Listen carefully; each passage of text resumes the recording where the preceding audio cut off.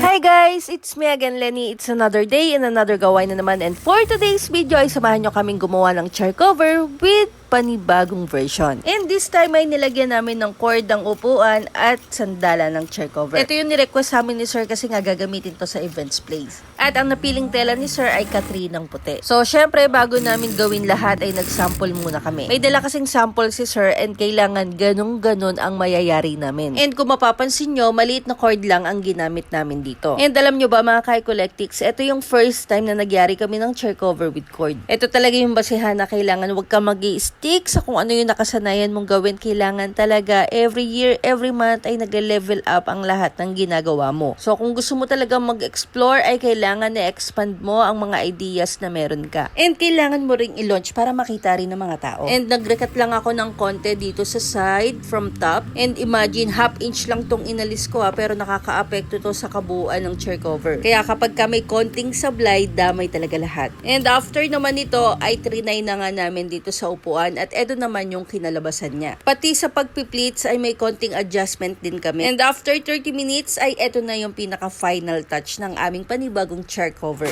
With cord, with stopper, and with pleats. And that's it for today's video.